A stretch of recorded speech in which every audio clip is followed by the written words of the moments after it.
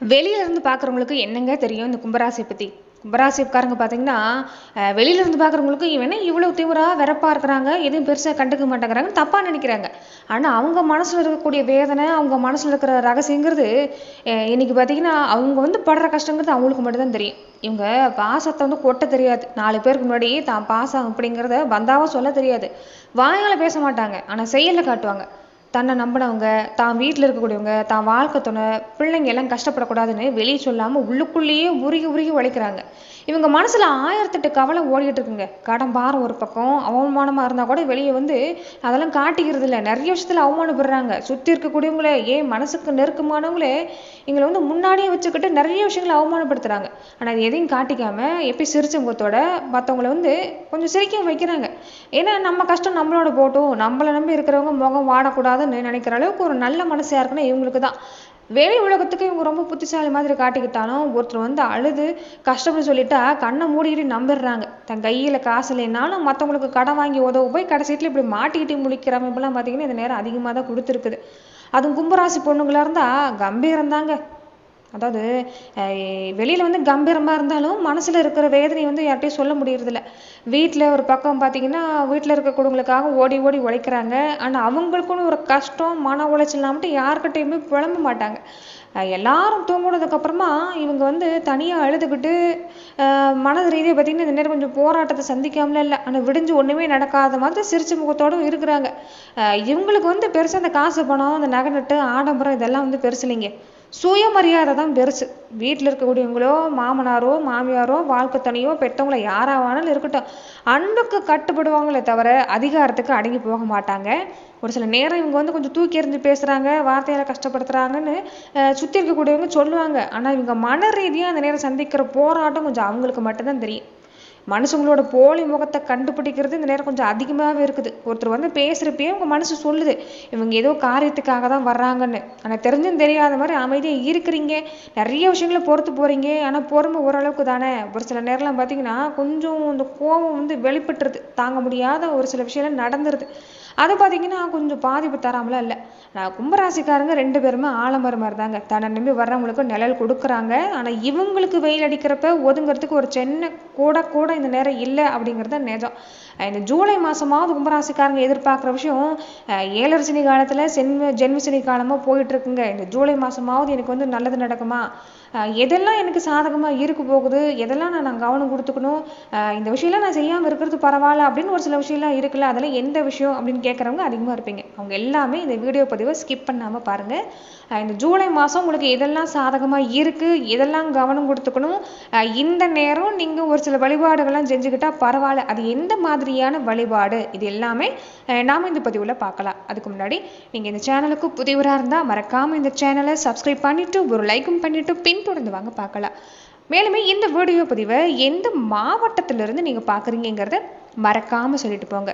உங்கள் வாழ்க்கையில் பல்வேறு விதமான பிரச்சனைகளை நீங்கள் சந்திக்கக்கூடிய நபராக இருக்கிறீங்கன்னா, ஜோதிட ரீதியாக தீர்வு காணும் நீங்கள் விருப்பப்படுறீங்கன்னா டிஸ்கிரிப்ஷனில் தொலைபேசி எண் கொடுக்கப்பட்டு இருக்கு. ஜோதிட ரீதியான சந்தேகமாக இருந்தாலும் சரி, உங்கள் வாழ்க்கையில் நீங்கள் சந்திக்கக்கூடிய எந்த விதமான பிரச்சனையாக இருந்தாலும் சரி, தாராளமாக தொலைபேசி மூலிமா தொடர்பு கொண்டு கூட உங்களோட பிரச்சனைகளுக்கு தீர்வு காணலாம். அதாவது முதல்ல கும்பராசிக்கு எந்த விஷயம்லாம் சாதகமாக இருக்குது அப்படிங்கிறத நம்ம தெரிஞ்சுக்கலாங்க. தடப்பட்ட காரியம் எல்லாமே இந்த நேரம் நல்லபடியாக நடக்கிறதுக்கு வாய்ப்பு இருக்குது. தொழிலோ வியாபாரமோ சுற்றி ஒரே போட்டி போகாமே இருக்குதுங்க. நான் நல்லது செய்யணும்னு நினச்சா கூட எனக்கு வில்லங்கத்துக்கு வரவங்களும் அதிகமாக இருக்கிறாங்க. நான் ஒரு விஷயத்துக்காக நான் செய்கிறேன், ஏற்பாடு பண்ணுறேன், ஆனால் ஆரம்பத்தில் நல்லா போகிற மாதிரி இருக்குது, ஆனால் பார்த்தீங்கன்னா பின்னாடி தடையாகவே இருக்குதுன்னு சொன்னீங்கல்ல, அதெல்லாம் இந்த ஜூலை மாதம் பார்த்தீங்கன்னா மாறும். வியாபாரமாக இருக்கட்டும், எந்த தொழில் செய்கிறவங்களா இருக்கட்டும், உங்களுக்கு பண வருமானத்தில் இந்த மாதத்தில் பாதிப்பு இல்லை. என்னன்னு பார்த்தீங்கன்னா வேலை சும்மா அதிகமாக இருக்கும், பொறுப்பு கொஞ்சம் அதிகமாக இருக்கும். ஆனால் வேலை அதிகமாக இருக்குது, பொறுப்பு அதிகமாக இருக்குதுன்னு மற்றவங்கக்கிட்ட எந்த வேலையும் நம்பி ஒப்படைக்காதீங்க. நீங்களே நேரில் நின்று பார்த்துக்கிறது தான் பரவாயில்ல. புதுசாக இந்த நேரம் ஏதோ ஒரு முதலீடு பண்ணி ஆரம்பிக்கிறது வேணாங்க.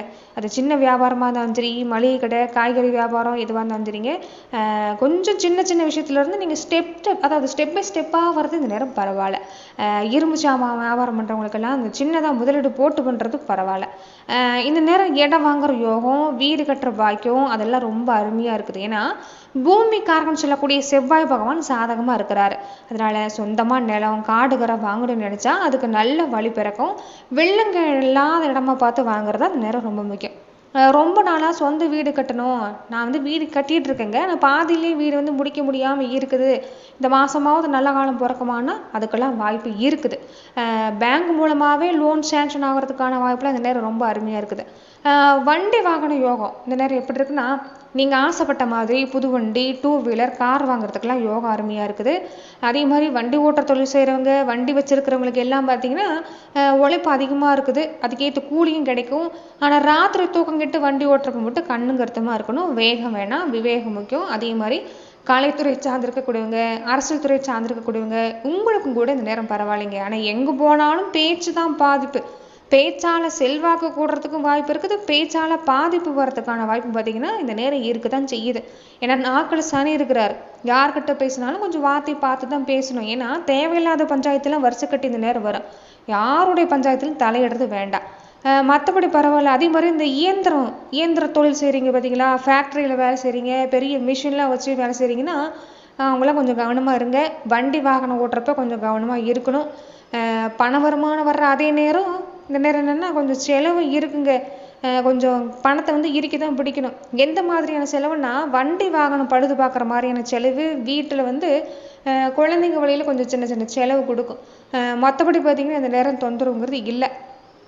உடம்புல உழைப்பு அதிகமாக போடுற மாதிரி தான் இந்த மாதம் பார்த்திங்கன்னா உங்களுக்கு இருக்குது. திருமண யோகம் குழந்தை பாக்கியெல்லாம் எப்படி இருக்கும் அப்படின்னா, நின்று போன கல்யாண பேச்சுவார்த்தை எல்லாமே இப்போ நல்லபடியாக முடியும். மாதத்துக்கு பின்னாடி 2வது 3வது வாரத்தில் நல்ல வரண அமையும். கல்யாணமாகி ரொம்ப நாளாக பிள்ளைக்குட்டி இல்லைன்னு ஏங்குனீங்க பார்த்தீங்களா, உங்களுக்கு எல்லாமே குலதெய்வ அருளுங்கிறது அருமையாக இருக்கிறதால சரியாக மருத்துவ சிகிச்சை எடுத்துகிட்டு இருந்தீங்கன்னா சீக்கிரமாகவே நல்ல பலன் கிடைக்கிறதுக்கான வாய்ப்புலாம் இந்த நேரம் இருக்குது. வீட்டில் இருக்க பெரியவங்க ஆசீர்வாதம் எல்லாமே பக்கபலமாக இருக்குது. சொந்த பந்த வழியில் தான் சின்ன சின்ன மனசாபம் வந்து போகும், கொஞ்சம் அதில் மட்டும் கவனம் கொடுக்க பாருங்கள். உங்கள் குழந்தைங்க நீங்கள் சொல்கிற பேச்சு கேட்டு நடப்பாங்க, படிப்படியும் சரி அவங்க நல்ல மார்க் வாங்குவாங்க, பெருமை சேர்ப்பாங்க. அவங்க உடம்புல பார்த்திங்கன்னா சின்னதாக சளி காய்ச்சல்னு கொஞ்சம் வந்து போகும். சாப்பாட்டு விஷயத்தில் கொஞ்சம் பத்தியமாக இருக்க சொல்லுங்கள். சத்தான உணவு நார்ச்சத்து உணவு அதிகமாக எடுத்துக்கிறது பரவாயில்ல. அதே மாதிரி இந்த நேரம் என்னென்னா மனசு வந்து ஒரு நிலையில் இருக்காது. ஜென்மசனி நடக்குதுல்ல, அதாவது சனி பகவான் ஒரு ராசிக்குள்ளேயே உட்கார்ந்துருக்கிறாரு. மனசில் எந்த நேரம் பார்த்தாலும் ஒரு இனம் புரியாத பயம் கலக்கம், நாம் நினச்சது நடக்குமா, நம்ம வாழ்க்கை அவ்வளோதானான்னு விரக்தி.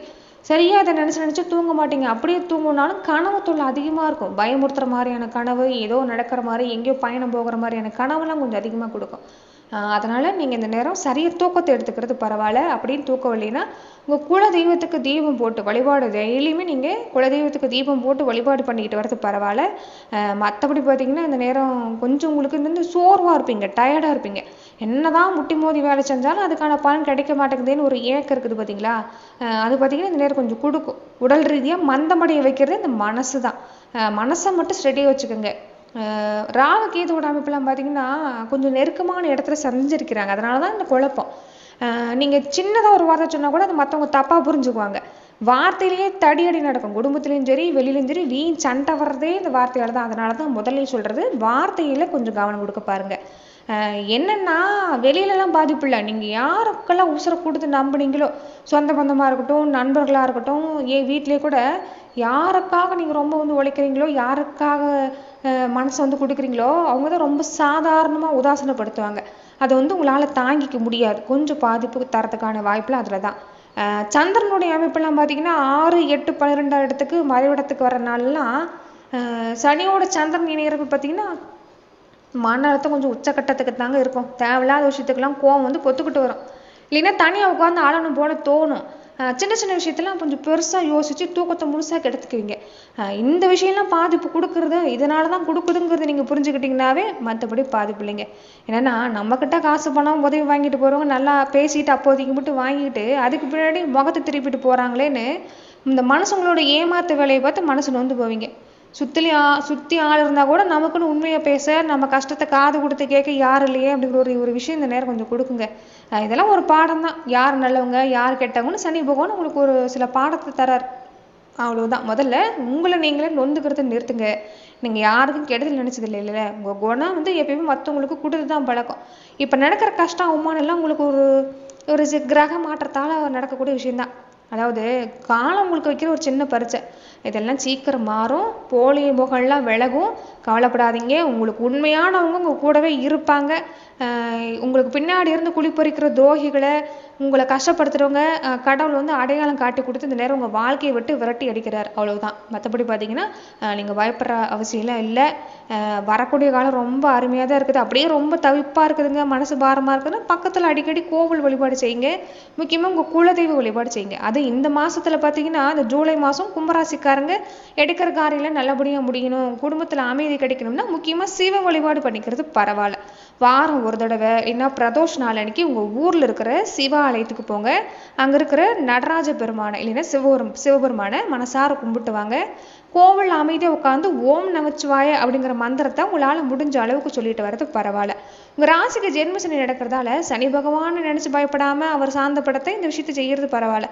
சனிக்கிழமை அன்னைக்கு நீங்கள் வழக்கம் போல் சாயங்காலம் சிவாலயத்துலேயோ பெருமாள் கோவிலுக்கு போய் அங்கே இருக்கிற நவகிரக சன்னதியில் சனி பகவானுக்கு நல்லெண்ணெய் தீபம் போடுங்க. சனி பகவான பூஜையை விட இல்லாதவங்களுக்கு செய்கிற உதவி தான் அவருக்கு ரொம்ப பிடிக்கும். சனிக்கிழமை அன்னைக்கு உங்கள் ஊரில் இருக்கிற ஆதரவு இல்லாத வயசானவங்க, மாற்றுத்திறனாளிகள், இந்த தூய்மை பணியாளர்கள்லாம் இருக்கிறாங்களே, அவங்களுக்கு உங்களால் முடிஞ்ச உதவி, உணவு பொட்டலமாவோ அன்னதானமாவோ இந்த செருப்பு கொடை மாதிரி உங்களால் முடிஞ்சதை வாங்கி கொடுத்தாலும் பரவாயில்ல. அப்படியே மனசு ரொம்ப சோர்வாக இருக்குது, இனம் புரியாமல் பயம் வந்துக்கிட்டே இருக்குதுன்னா அனுமன் வழிபாடு செய்யுங்க. சனிக்கிழமைக்கு தேய்பிறை அஷ்டமி அன்னைக்கு எல்லாமே கால பைரவர் வழிபாடு செய்யுங்க. அதே மாதிரி உங்கள் வீட்டு பூஜையில் ஒரு சின்ன செம்பு சொம்பில் சுத்தமான தண்ணீரை வச்சு நீங்கள் அது மாதிரி சின்ன தட்டு போட்டு மூடி வச்சுருங்க. மறுநாள் காலையில் அந்த தண்ணியை செடிக்கு ஊற்றிருங்க. இப்படி தொடர்ந்து செஞ்சுட்டு வரப்ப இந்த எதிர்மறை ஆற்றல் எல்லாம் உறிஞ்சி எடுத்துரும். இது வந்து நல்ல பலன் தரத்துக்கான வாய்ப்பெல்லாம் இருக்குது. இதை மறக்காமல் செஞ்சுட்டு வர பாருங்க. நிச்சயம் ஜூலை மாதத்தில் இந்த நேரம் கும்பராசிக்கு அருமையான பலன் கிடைக்கிறதுக்கான வாய்ப்பெல்லாம் இருக்குதுன்னு சொல்லலாம். நன்றி நண்பர்களே. இந்த பதிவில் கும்பராசிக்கு இந்த ஜூலை மாதம் எந்த மாதிரியான பலனெல்லாம் கொடுக்கும் அப்படிங்கிறத நம்ம பார்த்தோம். மேலும் இந்த மாதிரியான பதிவுகளுக்கு நீங்கள் இந்த சேனலை லைக் பண்ணுங்கள், ஷேர் பண்ணுங்கள், கமெண்ட் பண்ணுங்கள், மறக்காமல் சப்ஸ்கிரைபும் பண்ணிக்கோங்க. நன்றி நண்பர்களே.